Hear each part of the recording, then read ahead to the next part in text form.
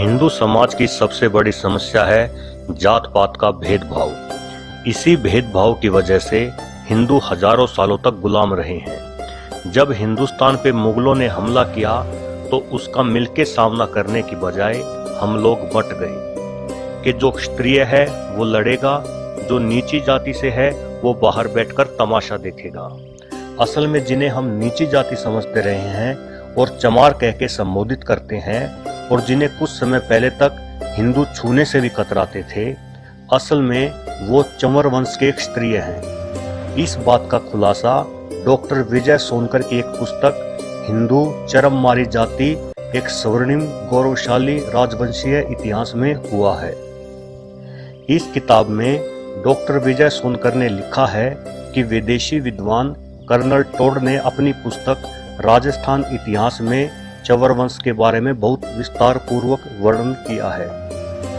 इतना ही नहीं, महाभारत के अनुशासन पर्व में भी इस वंश का उल्लेख है। वर्ण व्यवस्था को क्रूर और भेदभाव भरने वाले लोग विदेशी आक्रमणकारी थे। जब भारत पर तुर्कियों का शासन था, उस सदी में इस वंश का शासन भारत के पश्चिमी भाग में था। उस समय उनके प्रतापी राजा चंवर सेन थे। आज के समाज में जिनको चमार बुलाया जाता है, इतिहास में कहीं भी इस जाति का कोई उल्लेख नहीं है। ना ही प्राचीन काल में यह शब्द पाया जाता है और ना ही इस नाम की कोई जाति है। चमार शब्द का उपयोग सबसे पहले सिकंदर लोदी ने किया था। मुस्लिम आक्रमणकारियों के धार्मिक उत्पीड़न का सबसे पहले जवाब देने की पहल इसी जाति ने की थी। उन्हें दबाने के लिए सिकंदर लोदी ने बलपूर्वक उन्हें चरम के काम में धकेल दिया और उनका अपमान करने के लिए पहली बार उनके लिए चमार शब्द का उपयोग किया था। इस जाति के गुरु संत रैदास थे, जिन्होंने सारी दुनिया के सामने मुल्ला सदना फकीर को लड़ाई में हरा दिया था। मुल्ला फकीर ने अपनी हार मान ली और वह हिंदू बन गई, लेकिन सिकंदर लोदी गुस्से से आग बबूला हो गए। सिकंदर लोदी ने संत रैदास को जेल में डाल दिया, पर जल्द ही चंवर सेन के वीरों ने दिल्ली को चारों ओर से घेर लिया और सिकंदर लोदी को संत रैदास को छोड़ना पड़ा।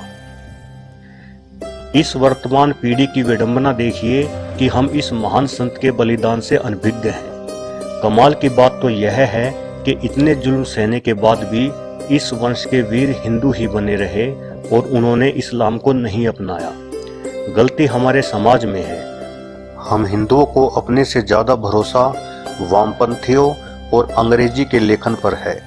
उनके इस झूठ के चलते हमने अपने भाइयों को, अपने दोस्तों को अछूत बना लिया। आज हमारा हिंदू समाज अगर टिका हुआ है तो उसमें बहुत बड़ा बलिदान इस वंश के वीरों का है, जिन्होंने नीचे काम करना स्वीकार किया पर इस्लाम धर्म को नहीं अपनाया। उस समय या तो आप इस्लाम को अपना सकते थे या सिर्फ मौत को गले लगा सकते थे। यह सुनने के बाद अब आपको विश्वास हो जाना चाहिए कि हमारे बीच कोई भी चमार अथवा अछूत नहीं है। हम सब एक जैसे हैं। दोस्तों, जानकारी पसंद आने पर इसे फेसबुक और व्हाट्सएप के जरिए अपने दोस्तों में शेयर करें और मेरे चैनल को सब्सक्राइब जरूर करें।